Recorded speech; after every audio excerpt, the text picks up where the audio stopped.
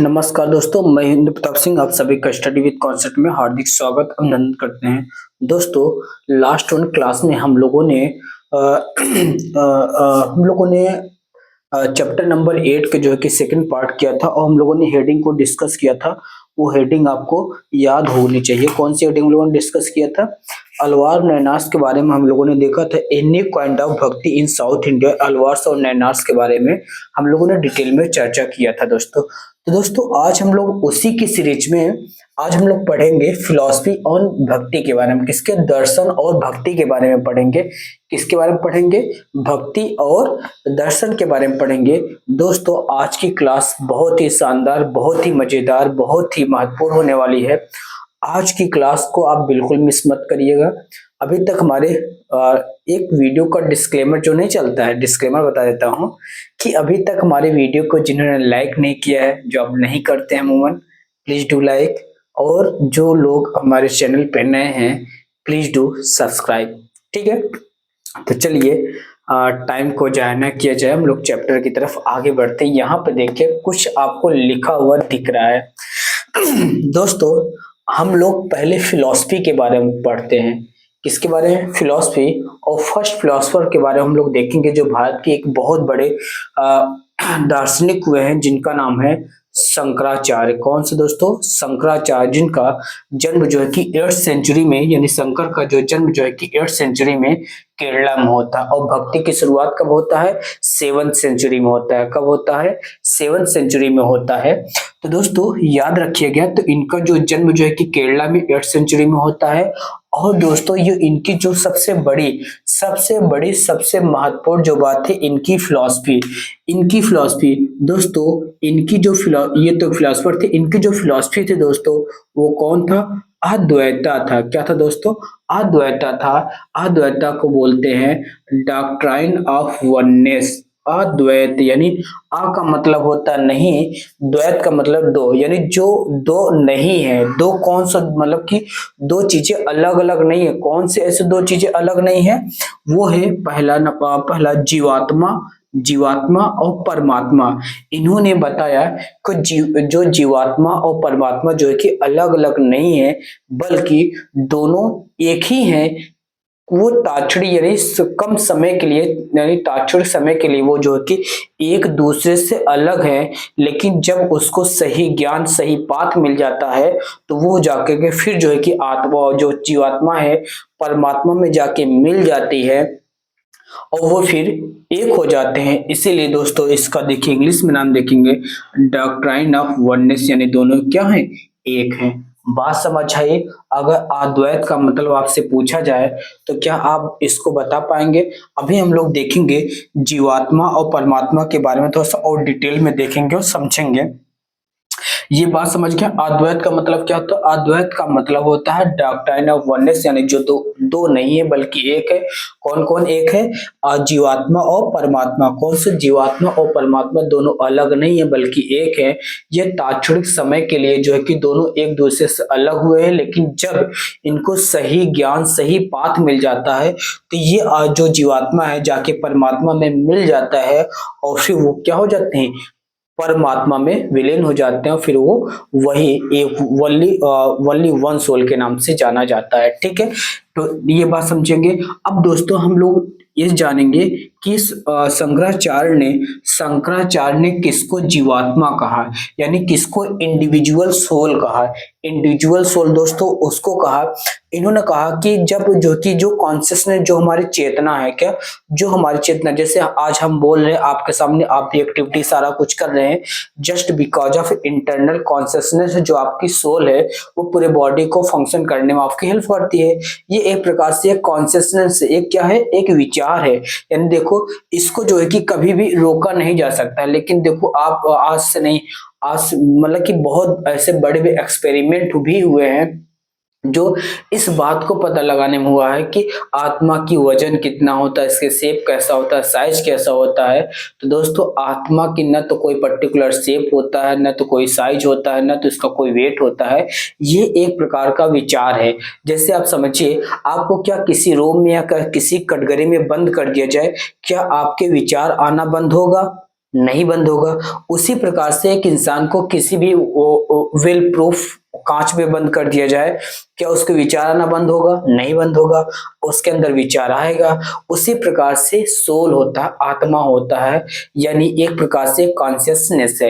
यही कॉन्शियसनेस, यही सोल को जब जो है कि बुद्धि और बाह्य अहंकारों से में ये संलिप्त हो जाता है, तो जीवन और मरण यानी किसमें, यही कॉन्शियसनेस, यही इंडिविजुअल सोल जब बाह्य से, बॉडी से, थॉट से, विचारों से और अपनी इंद्रियों को प्लेजर यानी जैसे अपने जो 5 इंद्रियां हैं इनको प्लेजर, इसको सुखदायी यानी इसको सुख और दुख का अनुभूत कराने में जब ये संलिप्त हो जाता है, कैसे सुख और दुख को अनुभूत कराने में, इसको अनुभूत कराने में, इसको भोगने में संलिप्त हो जाता है, तो दोस्तों यही जो क्या कहलाता है, जीवात्मा कहलाता है।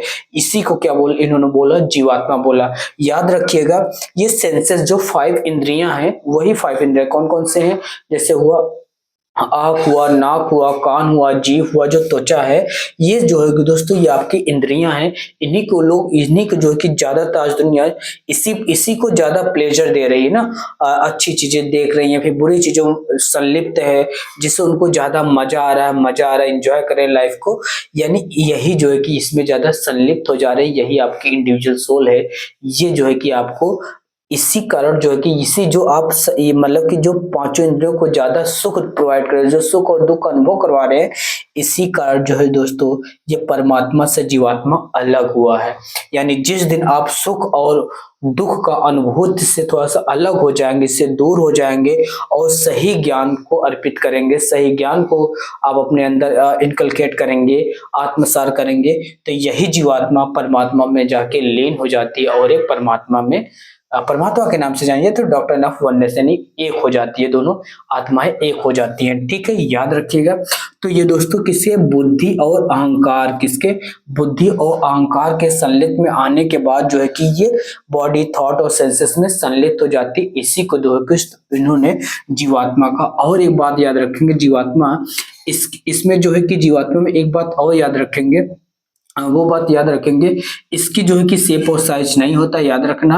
अच्छा, ये जो है कि अलग अलग मतलब कि ये जो है कि यही जीवात्मा जीवन और मरण के, किसके, जीवन और मरण के यानी लाइफ और डेथ के मल्टीपल चक्र में बधा रहता है। ठीक है, जब तक इसको सही ज्ञान और सही पाथ पे सही ज्ञान नहीं मिलता है, तब जाके जीवात्मा जो है कि तब तक जो है जीवात्मा परमात्मा में नहीं मिलता है, याद रखिएगा।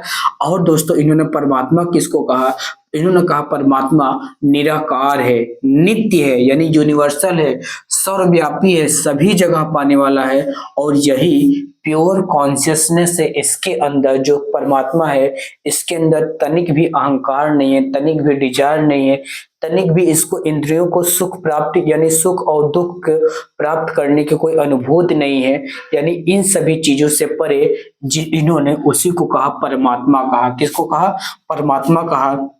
और दोस्तों, और जब लोगों ने पूछा कि बताइए जो सराउंडिंग है उसको क्या कहा, तो दोस्तों उन्होंने कहा जो आपके आसपास नदियां, पहाड़ और डिफरेंट प्रकार के जो मेटेरियलिस्टिक लाइफ दिख रही है, इसी को उन्होंने कहा इल्यूजन है, यानी ये माया है, यानी इनसे हमें दूर रहना चाहिए। ये जो है कि तात्क्षणिक है, एक पर्टिकुलर समय के बाद ये जो है कि ये नष्ट हो जाएगा, लेकिन जो परमात्मा है, जो अंतिम आपका सत्य है, अंतिम जो सत्य है दोस्तों वो परमात्मा है, ये कभी नष्ट नहीं होगा, सर्वव्यापी है, अनित्य है, निराकार है, शुद्ध चेतना है। तो दोस्तों तो इन सभी चीजों को याद रखेंगे। ठीक है, हाँ, शंकर ने क्या किसको जीवात्मा कहा, किसको परमात्मा कहा।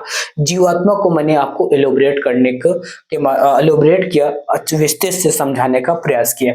अब दोस्तों हम लोग थोड़ा सा इससे आगे बढ़ते हैं। इन्होंने एक थोड़ी सी बात और बताई, जो कहा कि अच्छा चलिए ठीक है, अब हम लोग जब आत्मा जीवात्मा को जान गए, हम लोग सॉल्वेशन यानी मोक्ष की प्राप्ति कैसे कर सकते हैं।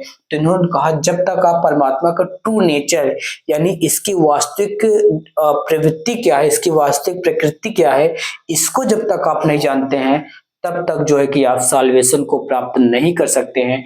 उसका एक मीन्स है यानी एक साधन है, आप रियलाइजेशन कुछ चीजों को त्याग करना पड़ेगा। जो डिजायर्स है, जो आपके अहंकार है, जो आपको इंद्रियों को सुख को अनुभूत करने में जो उसमें संलिप्त कर देता है, इन सभी चीजों से आपको थोड़ा डिटैच, रियलाइजेशन या त्याग करना पड़ेगा। तब जाके आप जो है कि सही, अच्छा जब आप इसको रियलाइज करने और रियलाइजेशन त्याग करेंगे तो word by path of knowledge और सही ज्ञान को अर्पित करेंगे, सही ज्ञान को आत्मसार करेंगे, तभी जो है कि आप साल्वेशन यानी मोक्ष की प्राप्ति कर लेंगे।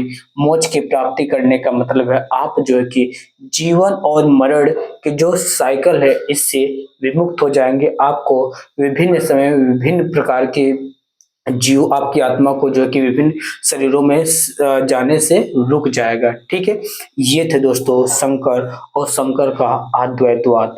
दोस्तों बताइएगा क्या आप इस बात को समझ पाए कि नहीं समझ पाए? नहीं समझ पाए तो कमेंट में जरूर बताइएगा। नेक्स्ट टाइम मैं फिर से इसको एलिब्रेट करने का प्रयास करूंगा। दोस्तों ये तो हो गई फिलॉसफी, और दोस्तों दूसरी बात आती है रामानुजन की बात। किसकी बात? रामानुजन की बात आती है।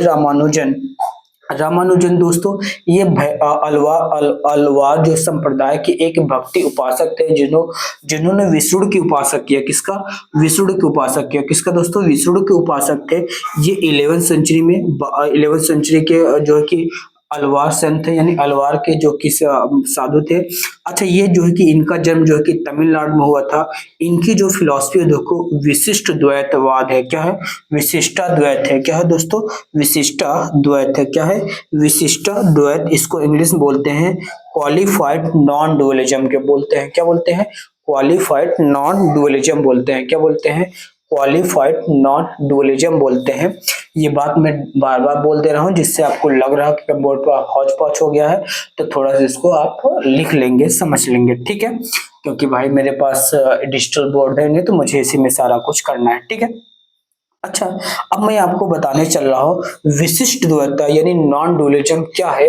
थोड़ा सा इसको हम लोग एनसीईआरटी से परे देखने और समझने का प्रयास करते हैं, लेकिन एक बात इससे पहले मैं आपको बता दूं, रामानुजन ने समानता यानी कि राइट इक्वलिटी पे बहुत जोर दिया, क्योंकि हम लोगों ने देखा है कि उस समय जो है कि लोग जो है कि धार्मिक कर्मकांड और जो कि छुआछूत और लिंग और जाति भेद के आधार पे जो है कि लोगों के साथ बहुत भेदभाव किया जाता था, यानी लिंग के आधार पे, जात के आधार पे, प्लेस ऑफ बर्थ के आधार पे, इन सभी चीजों से दोस्तों लोगों को जो है कि पब्लिक प्लेस में टेम्पल में जाने से मना कर दिया जाता था, यानी भेदभाव प्रिवेल था उस समाज में। रामानुजाचार्य ने इन सभी चीज को साइड में रखा, कहा कि आप जो है कि विष्णु के उपासक यानी आप हमारे संदिग्ध में आते हैं, भगवान के उपासक में जाते हैं, तो इन सभी चीजों से आप परे हैं। किसी भी समाज का वर्ग, किसी भी वर्ग के लोग जो है कि भगवान के उपासक कर सकता है और अपने आप को भगवान में समर्पित कर सकता है। और इन्होंने जो समाज में ये सारी बुराइयां थी, इसको जो है कि अपनी भक्ति के माध्यम से, अपने ज्ञान के माध्यम से उसको दूर करने का भी प्रयास किया है। ठीक है, इसीलिए देखेंगे आज जो है कि यहाँ हैदराबाद में इनकी एक स्टैचू को इंस्टॉल किया गया था लास्ट ईयर। दोस्तों वो लगभग आई थिंक 260 फीट यानी 260 के वो फीट की ऊंचाई है। इस अगर पूछा जाए भारत में किस स्टेचू को राइट टू इक्वलिटी कहा जाता है, राइट टू इक्वलिटी के नाम से जाना जाता है, तो दोस्तों वो थे रामानुजाचार्य की स्टेचू है, जो उनकी 1000th बर्थ एनिवर्सरी पे दोस्तों इसको इंस्टॉल किया गया है। उसमें 5 जो है कि तत्वों 5 एलिमेंटों से यानी 5 एलिमेंटों से मिलकर के उसको बनाया गया है।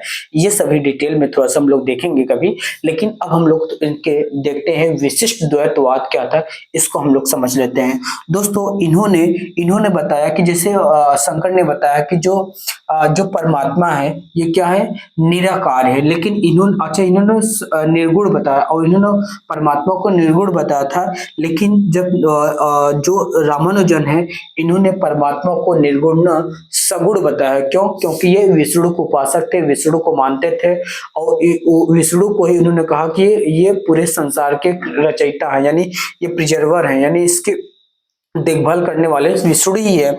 ठीक है, और दोस्तों इन्होंने जो है कि इसको जो है कि सभी गुणों से संपन्न बताया। जो परमात्मा है ये जो है कि सद्गुण यानी सभी गुणों से संपन्न है, ये नित्य है, सदैव रहने वाली चीज है, ये कभी नष्ट नहीं होगी। वो सारी चीजें जो मतलब कि शंकर ने बताया था, शंकराचार्य ने बताया था, वही जो कि रामानुजन बताते हैं, लेकिन थोड़ा सा चेंजेस है क्योंकि इन्होंने निर्गुण माना, इन्होंने सगुण माना और इनके अंदर सारे गुणों को संपन्न, सर्व गुण संपन्न बताया। परमात्मा जो है कि सभी गुणों से संपन्न है।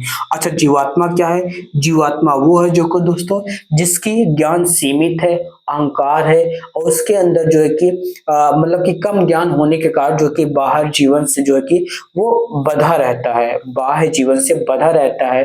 तो हम लोग वही ज्ञान को अर्जित करने के लिए वही ज्ञान को अर्जित हम लोग इसलिए देखो आज हम लोग को क्या स्टडी करना पड़ता है, पढ़ना पड़ता है, चीजों को लर्न करना पड़ता है। क्यों? क्योंकि हमारे पास सीमित चीजें हैं, ठीक है। और दोस्तों इन्होंने कहा जो जगत है इसको इन्होंने अचित कहा। क्या कहा? अच्छा, जीवात्मा को चित कहा, कॉन्शियस कहा। और उसके बाद जो जगत है अचित्य कहा। अचित का मतलब होता है कि जो मतलब कि जो प्रकृति ने जो प्राकृतिक चीजें बनाई जैसे नदी, पहाड़, ये एक प्रकार से ईश्वर का ही अभिरुचि है, यानी अभिव्यक्ति, अभिरुचि नहीं, ईश्वर का अभिव्यक्ति है। यानी ये जो है कि ईश्वर का शरीर है, वो आत्मा क्या इस पूरे प्राकृतिक की जो आत्मा है वो परमात्मा है। इस तरीके से चीजें दोस्तों रामानुजन ने अपने जो कि क्वालिफाइड यानी विशिष्ट द्वैता को विस्तृत करने का प्रयास किया था, यानी विस्तृत किया था, ठीक है। तो जीवात्मा क्या है, जगत क्या है, अपरमात्मा क्या है, इन सभी चीजों को मैंने आपको बता दिया।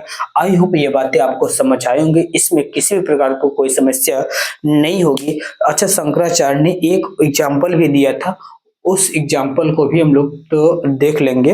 जैसे शंकराचार्य ने अपनी बातों को प्रूफ करने के लिए बताया कि जैसे जैसे जब घड़ा होता है, कोई घड़ा है, अगर ये घड़ा है, ठीक है, ये घड़ा है, ये हमारा एक घड़ा है। ये घड़े के अंदर जब ये वाटर है तो इसको इस वाटर को लगता है कि हमारी दुनिया ये यही घड़े के अंदर है, जैसे वो मंडूक वाली कहानी। लेकिन जब ये घड़ा फूट जाता है, इसकी जो कि सीमाएं अनंत हो जाती है। इसी प्रकार से हमारी आत्मा होती है, आत्मा शरीर में रहती है, लगता है कि इसकी लिमिटेशन यही है, लेकिन जब इससे यहाँ से आजाद होती है, यानी अच्छा हाँ, इससे एक बात और एक बात ये है कि जो इन्होंने बताया कि जो रामानुजन ने बताया कि जो जीवात्मा है ये जो है कि परमात्मा के परतंत्र होती है। ये भी इन्होंने कहा कि जो आत्मा है परमात्मा के परतंत्र होते हैं, ये स्वतंत्र नहीं है, ठीक है। तो इसी प्रकार से और इन्होंने बताया, एक एग्जांपल और दिया था, वो मतलब कि विभिन्न पॉट में अगर हम लग दिए, जैसे सूर्य के प्रकाश, सूर्य तो एक ही है, लेकिन जैसे जैसे विभिन्न बर्तन में से वाटर रखा जाए तो वाटर ये जो कि इसका जो कि सन का जो इमेज हो इस पॉट में बनेगा, इस पॉट में बनेगा, इस पॉट में बनेगा ना। जैसे इसमें पानी है, इसमें पानी, इसमें पानी, सूर्य देखिए, इसमें देखेंगे इसमें सूर्य दिख रहा है, इसमें भी सूर्य दिख रहा है, इसमें भी सूर्य दिख रहा है, लेकिन सूर्य तो है एक, लेकिन सभी जगह ये क्या है, विद्यमान है। लेकिन जब कोई अज्ञान आदमी देखेगा लगता है कि 3 सूर्य है, लेकिन 3 सूर्य नहीं है। इसका मतलब 3 सूर्य नहीं है, इसका मतलब है जो पानी है दोस्तों वो हमारा मन है, ठीक है। पानी है जो हमारा मन है, और जो सूर्य है ये क्या है, परमात्मा है। और जो आपका जो जिस घड़े स्पॉट में रखा गया हमारा शरीर है। इस प्रकार से चीजों को उन्होंने एलोबरेट करने का प्रयास किया। तो बताइए दोस्तों आज की क्लास कैसे लगी? क्या आपने अद्वैत और विशिष्ट द्वैता को इस तरीके से समझा था भी इसके पहले या नहीं, या फिर आज पहली बार आप समझ रहे हैं? तो बताइए कि हमारा प्रयास कैसा लगा। अगर आपको वीडियो पसंद आई हो तो प्लीज डू लाइक दोस्तों। अगर आप इस वीडियो को फेसबुक पे देख रहे हैं तो प्लीज फॉलो दोस्तों, प्लीज फॉलो, ठीक है। आज की वीडियो को हम लोग यहीं पर रखते हैं, मिलते हैं नेक्स्ट वीडियो में। तब तक के लिए दोस्तों जय हिंद, वंदे मातरम, थैंक यू।